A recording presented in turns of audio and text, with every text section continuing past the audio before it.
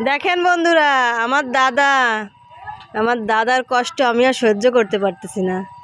আমার বৌদি আজ সকালে আমার দাদাকে বলতেছে, এই যে এই বড় একটা মুথো মানে গাছ, এটাকে যতক্ষণ আমার দাদা ভাই কুড়াল দিয়ে কুপায়ে কাস্টে না তৈরি করতে পারতেছে, আমার দাদাকে নাকি ভাত খাইতে দিবে না। এটা কি কোনো কথা? আমার দাদাকে কি করে এত শাস্তি দিচ্ছে আমার বৌদি? আমার দাদাকে কি আমার বৌদি ভালোবাসে না?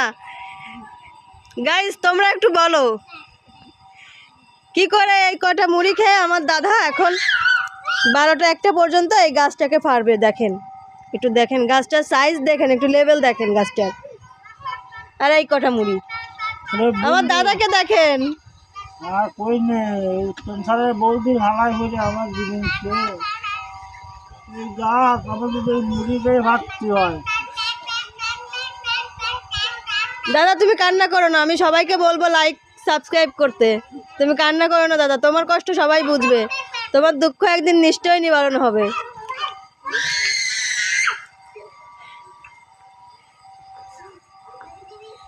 ভিডিও ভালো লাগলে সবাই সাপোর্ট করেন।